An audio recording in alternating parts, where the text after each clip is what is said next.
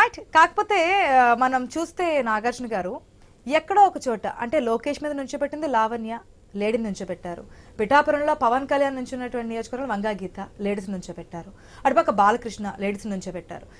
ఎంతో కొంత ఈక్వేషన్ అనేది మనకి బాగా కనిపించింది. అంటే మెయిన్ లీడర్స్ మీద నుంచోబెట్టింది. ఒకవేళ అదేదైనా ఓడిపోతే మహిళల మీద ఓడిపోయారు, లేదా గెలిస్తే మహిళల మీదే మీరు గెలవలేకపోయారు అనే ఒక స్ట్రాటజీ అమలు చేశారన్నట్టుగా కనిపించింది. రెండోది మనకి బలంగా కనిపిస్తుంది సంక్షేమ పథకాలు. సూపర్ 6 అనేది ప్రజల్లోకి వెళ్ళింది. గతంలో వైసీపీ ఇచ్చినటువంటి సంక్షేమ పథకాలు అమలు చేయడానికి శ్రీలంక అయిపోతుంది, పాకిస్తాన్ అయిపోతుంది అనే కామెంట్స్ మనం చూసే ఉన్నాం, ఇదే అధికార ప్రతిపక్ష పార్టీ నుంచి, టీడీపీ నుంచి. మరి ఇప్పుడు అంతకు మించి చెప్పున్నారు. ప్రజలు ఎప్పుడు సంక్షేమ పథకాలు ఎవరికి ఇచ్చారని చూస్తారా, లేదంటే దాని ఈక్వేషన్స్ ఏ విధంగా అభివృద్ధి కార్యక్రమాలు చేస్తారని చెప్పి ఓటేశారనుకోవచ్చా, సంక్షేమ పథకాలు వీళ్ళకన్నా ఎక్కువ ఇచ్చారని చెప్పి ఓటేశారనుకోవచ్చా, ఎట్లా? అంటే ఇక్కడ ఈ ఎలక్షన్నే జనమంతా ఎలా చూశారంటే ఒక ఆంధ్రప్రదేశే కాదండి, మొత్తం భారతదేశం మొత్తం కూడా చాలా ఆసక్తిగా ఎదురు చూశారు ఈ ఎన్నికలు. ఇది ఎలా అయిపోయిందంటే సంక్షేమం వర్సెస్ అభివృద్ధి, సంక్షేమమా అభివృద్ధి. ఈసారి చంద్రబాబు నాయుడు గారు ఎంతమంది కంటే అంతమందికి నేను అమ్మఒడి ఇస్తానన్నాడనా, లేకపోతే 4,000 చేశారనా, ఇది ఎవ్వరూ కోరుకోలేనది ఈ ఎలక్షన్ బట్టి తేలిపోయింది. వాళ్ళు కోరుకుంటుంది ఏంటంటే అభివృద్ధి. అభివృద్ధి లేని సంక్షేమం మాకు అవసరం లేదు, మేనిఫెస్టో ఎందుకు అవసరమే లేదు కదా. వాళ్ళ భయం వాళ్ళది. ఒకవేళ దీనికే జనాలు లోబడ్డారేమోనని. నేను ఒక 15 రోజుల క్రితం లోక్సత్తా జయప్రకాష్ నారాయణ గారిని ఒక ఛానల్ కోసం నేను ఇంటర్వ్యూ చేశాను. చేసినప్పుడు ఆయన కూడా ఇదే భయాన్ని వ్యక్తం చేశారు. నాగార్జున గారు, ఇది ఆంధ్రప్రదేశ్ ఎన్నిక, ఆంధ్రప్రదేశ్ మోడల్ అనేది ఏమాత్రం అటు ఇటు సంక్షేమం వైపు కనుక వెళ్ళింది అంటే ఏంటంటే, ఇప్పటికే కర్ణాటకది తెలంగాణకు వచ్చింది, తెలంగాణ ఫార్ములా ఇప్పుడు ఆంధ్రాకు వస్తుంది. ఆంధ్రాలో కూడా ఇదే గనక ఇదైంది అంటే, జగన్మోహన్ రెడ్డి గారే మళ్ళీ గెలిచారు, సంక్షేమానికే గనక పట్టం కట్టారంటే అది భారతదేశం అంతా వ్యాపించే ప్రమాదం ఉంది.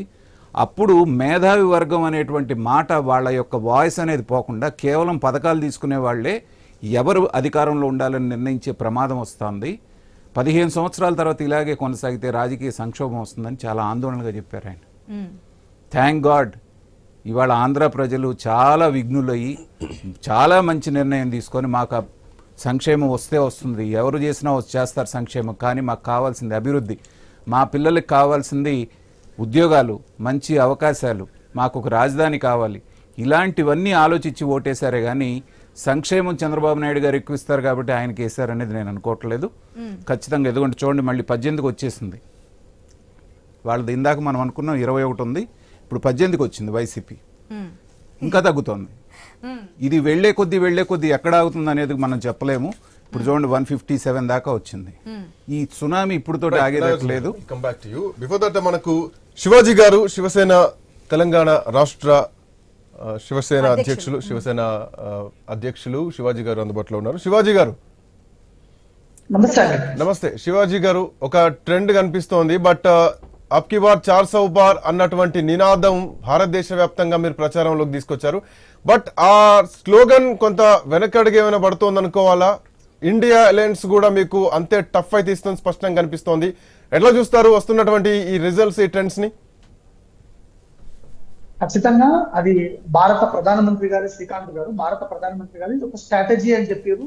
అబ్కి బార్ 400 పార్ అనేది మన లక్ష్యం దూరంగా ఉండాలి, మన లక్ష్యం దగ్గరగా ఉండాలి అన్నట్టుగానే ఒక 400 సీట్లు అన్నట్టుగా ఉంటే 330, 340 వరకు, 350 వరకు సీట్లు రావచ్చు. సో మన లక్ష్యం అనేది పెద్దగా పెట్టుకుందాము, దానికోసమే పనిచేద్దామని చెప్పేసి పనిచేస్తా ఉన్నాం అని చెప్పేసి భారత ప్రధానమంత్రి గారు స్వయంగా ఎన్నికలకు ముందే చెప్పినటువంటి సందర్భం మనందరికీ కూడా తెలుసు. భారతీయ జనతా పార్టీ ఈ రోజు ముచ్చటగా 3వ సారి ప్రధానమంత్రి కాబోతుంది. ఎన్డీఏ కూటమి ఈ రోజు అధికారంలోకి రాబోతుంది.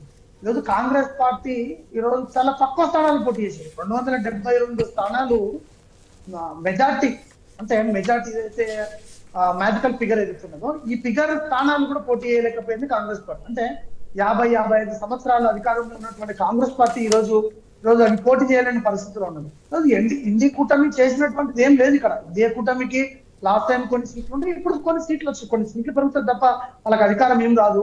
ఈరోజు బీహార్ లో క్లీన్ స్వీప్ చేస్తా ఉన్నది, ఈరోజు మధ్యప్రదేశ్ లో క్లీన్ స్వీప్ చేస్తా ఉన్నది, గుజరాత్ లో క్లీన్ స్వీప్ చేస్తా ఉన్నది. ఈ విధంగా చెప్పుకుంటూ చాలా స్థానాల్లో కూడా ఈరోజు సౌత్ ఇండియాలో కూడా మెరుగ్గా పడ్డట్టుగా మనకు కనిపిస్తా ఉన్నది. లాస్ట్ టైం భారతీయ జనతా పార్టీకి ఇక్కడ 4 సీట్లు ఉంటాయి తెలంగాణ రాష్ట్రంలో, ఇక్కడ 8 సీట్లు ఈ రోజు లీడింగ్ లో కొనసాగుతున్నది. లాస్ట్ వరకు 9 గెలిచేద్దలో 10 గెలిచేద్దలు, అంటే ఇట్లాంటి ప్రియారిటీ ఉన్నది.